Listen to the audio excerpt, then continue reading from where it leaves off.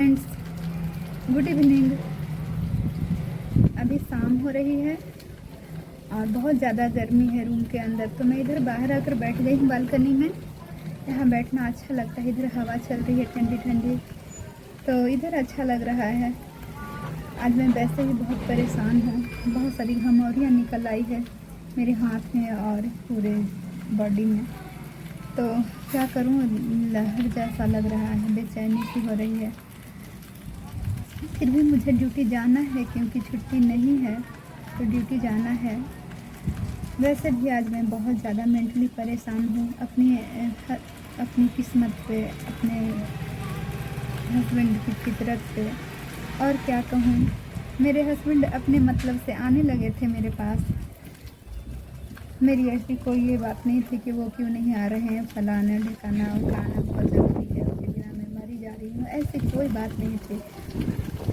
वैसे सारी औरतों की तरह मैं भी अपने हस्बैंड से बहुत प्यार करती हूँ, लेकिन मेरा स्वाभिमान मैं उसे एक तरफ नहीं रख सकती हूँ। बाकी बातों के लिए तो ये बात थी, हस्बैंड आते हैं तो अपने मतलब से ही आते थे, और अब पता नहीं आएंगे भी कि नहीं मालूम नहीं, क्योंकि बात ही कुछ ऐसी हो गई है। मैंने सोचा था कि अब मेरे हस्बैंड सुधर गए हैं, लेकिन ऐसी कोई बात नहीं है। जिनकी जो फितरत होती है ना, वो कभी ख़त्म नहीं होने वाली है। मेरे हस्बैंड अपने मतलब से ही आते थे, यही कहूँगी। तो ऐसा था कि एक बार वेतन मिलने में मुझे देर हो गई थी, तब मैंने अपने हस्बैंड से कहा था कि अगर आपके पास 5,000 हैं तो मुझे उधार दें, जैसे ही पेमेंट मिलेगा मैं आपको दे दूँगी। और ऐसा हुआ भी, मैंने उनसे 5,000 रुपया उधार लिया था और 5-6 दिन के बाद मुझे पेमेंट मिल गया। जैसे ही पेमेंट मिला मैंने वैसे ही उन्हें बुला कर उन्हें पैसा दी, उनके हाथ में याद दिला कर दी कि देखिए आपका मैं पैसा वापस कर रही हूँ। तो इस तरीके से मैंने उनका पैसा लौटा दिया था, लेकिन अब वो साफ मुकर रहे हैं कि नहीं, आपने मुझे पैसा नहीं दिया था, कब दिया था। बहुत तरह से उन्होंने मुझे जलील किया कि मुझे याद नहीं रहता है, मैं उनका पैसा कहाँ वापस लौटाई हूँ। मैं क्या कहूँ, मैं सख्ते में आ गई। ये सब सुनकर मुझे काटो तो खून नहीं, मैं हैरान हो गई। मैं कभी उनका मुंह देख रही थी, कभी खुद को देख रही थी। ऐसा लग रहा था कि ये सब मैं क्या सुन रही हूँ, ये सब क्या हो रहा है। मैंने उन्हें बुला कर पैसा दिया था, मुझे अच्छे से याद है, क्योंकि मेरी आदत है कि अगर मैं अपने पापा से भी पैसा लेती हूँ ना, कभी घटता है तो अपने पापा से भी मैं लेती हूँ। अगर 2-4 हज़ार भी लेती हूँ ना, तो पापा को जल्दीबाजी नहीं रहती है पैसा मांगने के लिए, बल्कि मेरे पापा तो मांगते ही नहीं हैं, चाहे जितना भी वो मुझसे देते हैं, लेकिन मांगते भी नहीं हैं। लेकिन मैं हूँ कि मुझे ही जल्दी पड़ी रहती है कि कितना जल्दी मैं अपने पापा को भी पैसा दे दूँ अगर मैंने उनसे लिया है तो, क्योंकि उधार उधार होता है, समय पे काम ही चल जाता है तो बड़ी बात होती है। और मेरे हस्बैंड, जिन्होंने मुझे कभी 5 रुपया भी नहीं दिया, बुरे वक्त में भी नहीं, जिस समय मेरी नौकरी नहीं थी उस समय उन्होंने मुझे बहुत जलील किया। ज़िंदगी में उनका ख़ानदान, उनके माँ बाप ने मुझे बहुत जलील किया। जब मेरा बुरा दौर था उस वक्त कोई मदद नहीं किया उन लोगों ने मुझे, उन लोगों ने मेरी कोई मदद नहीं की। मेरे हस्बैंड ने भी मेरी कोई मदद नहीं की, बल्कि सबके साथ मिलकर मेरे हस्बैंड ने भी सबसे ज़्यादा मुझे जलील किया। तो मैं उस इंसान से शौक़ से तो कभी 5 रुपया भी नहीं मांग सकती हूँ। हाँ, मेरा बुरा वक्त जब आया, मेरे हाथ में पैसा नहीं था, तो मैंने अपने हस्बैंड से उधार मांगा, वो 5,000, और 2-4 दिनों के बाद ही, बहुत 1 सप्ताह हुआ होगा ज़्यादा से ज़्यादा, और मैंने याद दिलाकर उन्हें पैसा लौटाया, उन्हें बुलाकर उनके हाथ में पैसा दिया। मुझे अच्छे से याद है, क्योंकि उधार मैं अपने पिताजी का भी नहीं रखती हूँ, तो उनका कैसे मैं रख सकती हूँ, नहीं हो सकती है। मेरे हस्बैंड कभी नहीं बदल सकते हैं मेरे लिए, और मैं हूँ कि बस भगवान से कहती हूँ कि पता नहीं मेरी किस्मत कब ठीक करेंगे वो, मालूम नहीं। अब मुझे ऐसा लगता है कि मेरी आधी उम्र तो बीत चुकी है, आधा और बाकी है, तो अब क्या सुधरेंगे मेरे हस्बैंड, अब क्या सुधरेगी मेरी किस्मत, नहीं सुधर सकती है। और मुझे दुख तो इस बात से होता है ना कि मेरे हस्बैंड ये कैसे समझ लेते हैं कि मैं बहुत ज़्यादा कंफ्यूज हूँ। मैं बिल्कुल कंफ्यूज नहीं हूँ। मैं किसी से अगर 5 रुपया भी उधार लेती हूँ ना, तो उसका पैसा उन्हें वापस कर देती हूँ मांगने से पहले ही, क्योंकि अगर मैं किसी से 2 रुपया भी उधार लेती हूँ ना, तो मांगने वालों को शायद उतनी जल्दीबाजी नहीं रहती होगी जितना मुझे देने की जल्दी पड़ी रहती है। और हस्बैंड वो भी 5,000 रुपया, 1-2 पैसा नहीं, 100 रुपया नहीं, 50 रुपया नहीं, 5,000 रुपया। और ये 5,000 रुपया मैं उनसे बेईमानी कर ली हूँ। मुझे याद नहीं है कि मैंने उन्हें दिया है। वाह, क्या बात है। उन्होंने मुझे खूब अच्छे से बेवकूफ़ बनाया, लेकिन मैंने उन्हें गिन कर पूरे 5,000 दे दिया आज कि जाइए आप खुश हो जाइए, आप ले लीजिए मुझसे 5,000 रुपया, कोई बड़ी बात नहीं है, आप मेरे हस्बैंड हैं, आपका हक है मुझसे लेने का। लेकिन इस तरह से मुझे जलील करके नहीं, मुझे झूठा साबित करके तो नहीं। दुख होता है मुझे, लेकिन वो उल्टा ही चढ़ जाते हैं मेरे सर पे। और एक बात कहूँ कि जो अरमानों की बात होती है ना, वो अरमान तो मेरा कभी पूरा नहीं हो सकता है। एक औरत का अरमान, एक पत्नी का अरमान, वो मेरा कभी पूरा नहीं हो सकता है।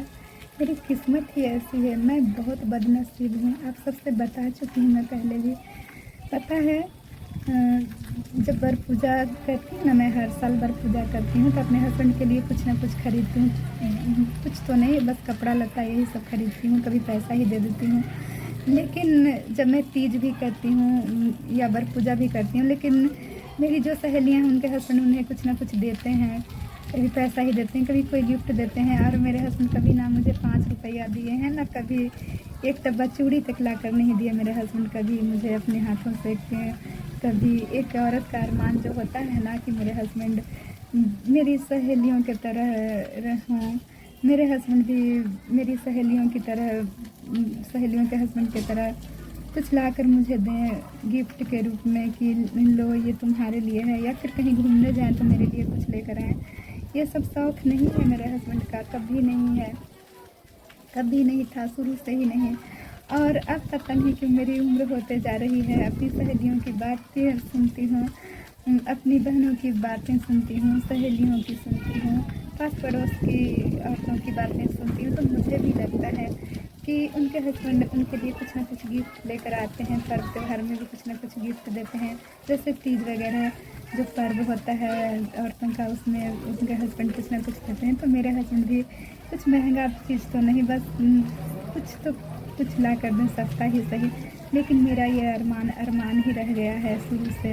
अब तो मेरी शादी के भी 25 बरस हो गए हैं, मेरे अरमान का क्या कहूँ मैं, मेरा पागलपन ही है ये सब सोचना। अब तो मेरा देवर अपना पैसा से मंगलसूत्र खरीद कर अपनी पत्नी के गले में पहनाया था, तो ये अरमान वाली बात होती है। मेरे ससुर जी भी मेरी सासू माँ के लिए बड़ा सा मंगलसूत्र बनवा दिए थे, भारी सा। मेरी सासू माँ छोटा सा मंगलसूत्र ले रही थी, तो मेरे ससुर जी बोले कि नहीं, जब ले ही रही है तो बड़ा सा लो, ताकि अच्छा लगे, देखने में भी थोड़ा अच्छा लगे, इतना बड़ा लो, देखने में नज़र आए, बड़ा सा वैसा लो। तो मुझे भी अच्छा लगा था कि मेरे ससुर जी सासू माँ को प्यार करते हैं, मानते हैं, तभी तो वो ऐसा कह रहे हैं, ये बात थी। और एक मेरे हस्बैंड हैं जिन्हें याद दिलाना पड़ता है मुझे, मैंने बहुत अरमान से कहा भी इतने सालों के बाद, तो उन्होंने क्या कहा मुझसे कि 5,000 रुपया तो मैं आपको दे चुका हूँ ना, और आपने कहाँ लौटाया है, वो भी तो आप ही के पास है ना, तो 5,000 और दे दूँगा, अपने से ख़रीद लेना। मतलब इस तरीके से बोले थे ना कि मैं हैरान हो गई, उनका मुँह देखने लगी। ऐसा लगा कि वो अनमना ढंग से कह रहे हैं, चिड़चिड़ा के कह रहे हैं, उन्हें मन नहीं है देने का, बेमन से वो ऐसा कह रहे हैं, मेरे बार बार कहने पे वो ऐसा कह रहे हैं, याद दिलाने पे वो ऐसा कह रहे हैं, तो अपने मन से तो वो कह नहीं रहे, इसलिए उन्हें चिड़चिड़ाहट हो रही है। मैंने महसूस किया इस चीज़ को, इस बात को, तो मुझे बहुत लज्जा आई, अपने ऊपर गिलानी हुई, ये बात कह के शर्म आई मुझे कि मैंने क्यों कहा उनसे ये बात, मुझे नहीं कहना चाहिए था। ये मैंने क्या कह दिया। ऐसा लगा कि मैं अपने ही मुंह में दो तमाचे ऐसे मार लूँ, लो अभी मार लेती हूँ। मैंने क्यों कहा था ऐसा, मुझे नहीं कहना चाहिए था। बाकी औरतों की तरह, उनकी माँ की तरह, उनकी बहनों की तरह, उनके भाई की पत्नी की तरह मुझे अरमान पालने का कोई अधिकार नहीं है। मैं अपने गाल पे तमाचा लगाती हूँ, मुझे कोई अधिकार नहीं है। मुझे अच्छे से याद है कि एक बार जब मेरी तबीयत ख़राब हुई थी ना, बहुत ज़ोरों की, डॉक्टर के पास गई थी। उस वक्त डायग्नोसिस में मेरा 500 रुपया लग रहा था फालतू का अलग से। तो उस वक्त मेरे पास पैसा नहीं था अवेलेबल, उस वक्त पे घर में था। तो मैंने कहा था अपने हस्बैंड से कि अभी इमीडिएटली मुझे 500 रुपये की ज़रूरत है, घट गया है जांच में, सो आप दें। तो उन्होंने दिया था, देने के लिए दिया था, लेकिन इस हिदायत के साथ कि शाम होते होते आपको ये पैसा मुझे वापस कर देना है, क्योंकि मैंने ये पैसा अपने दोस्त से उधार लिया है। लेकिन सच्चाई तो ये थी कि उनके पास उस समय पैसा था, वो भी काम करते हैं, ऐसी बात नहीं है। तो ऐसा नहीं है कि उनके पास 1500 नहीं रहता है, बिल्कुल रहता है, तो उससे ज़्यादा भी रहता है। और उन्होंने कहा कि मेरे पास पैसा नहीं है, मैं अपने दोस्त से उधार लिया हूँ, तो शाम होते होते आपको लौटाना पड़ेगा। और मैं सकते में पड़ गई, सोच में पड़ गई मैं उनकी ये बात सुनकर कि अगर आज मैं ड्यूटी नहीं कर रही होती, मैं नहीं कमा रही होती, तो ये किसकी जिम्मेदारी थी। इसका मतलब है तब तो ये मुझे ऐसे ही मरने के लिए छोड़ दिए होते। और सचमुच में मरने के लिए तो वे लोग मुझे छोड़ ही देते थे, ये कहने की बात नहीं है, सब कोई समझते हैं। मैं शुरू से ही समझती हूँ इन बातों को, लेकिन फिर भी मैं सोच रही थी कि अगर मैं अभी नहीं कमा रही होती ना, तो ये मुझे मरने के लिए ही छोड़ देती इसी तरह से। और सचमुच में जब शाम हुई और मैं घर गई वापस, तो मैंने उन्हें 500 रुपया दिया और मुझे हैरानी भी हुई उनके इस रवैये से। और उनकी माँ तो उनसे भी 20 निकली। उन्होंने डॉक्टर के पास जाने से पहले मुझे बक्सा खोलते हुए देखा था, जिसमें से मैंने 7,000 रुपये निकाले थे और बाकी 4-5 हज़ार रुपये मेरे पास वैसे ही रखे हुए थे। तो मेरी सासू माँ को भी लगा कि मैं इसके साथ हॉस्पिटल जा रही हूँ, लेडीज़ डॉक्टर के पास, तो मुझे इसके साथ दिन भर रहना पड़ेगा, तो क्यों ना मैं भी इससे मांगूँ। तो उन्होंने भी मुझसे 3,000 रुपया मांगा था, कोई ना कोई बहाना करके कि मेरे ससुर जी को मिलेगा तो वो मुझे वापस कर देंगे। तो मैंने कहा था कि माँ आपको ज़रूरत है तो आप ले लीजिए, और मैंने उनके हाथ में 3,000 रुपया दे भी दिया था। लेकिन उन्होंने कभी मुझे वापस नहीं किया, आज तक वापस नहीं किया, और ना मैं उनसे कभी मांगी। उस वक्त भी मुझे ये लगा कि ये मेरे साथ हॉस्पिटल जा रही हैं तो इन्हें पैसे की ज़रूरत पड़ गई बदले में, कि ये मेरे साथ दिन भर रहेंगी तो इन्हें पैसे की ज़रूरत है बदले में। और जब छोटी बहू के साथ जाती हैं हॉस्पिटल बार बार, तो घर से भी पैसा खर्च करती हैं, इतना ही नहीं इससे भी ज़्यादा, बहुत ज़्यादा। उसके बच्चों में, उसके शरीर में भी जो कुछ भी प्रॉब्लम है तो दिखाते हैं उसके लिए भी, तो उसमें तो एक पैसा भी नहीं खर्च करते। और एक दिन तो क्या, उसके साथ तो 10 दिन दौड़ते रहती है, सारा काम करके भी देती है, सेवा करके देती है, कपड़े धो कर देती है, सारा कुछ करके देती है, खाना बना कर देती है, उसके बच्चों को संभालती है, सब कुछ करके देती है, पैसा भी ऊपर से खर्च करती है, तब तो 1 रुपया भी नहीं लेती हैं बदले में उससे। और जब मेरे साथ गई एक दिन के लिए तो उन्हें बदले में कुछ लेने की ज़रूरत थी मुझसे, तो मैंने दिया।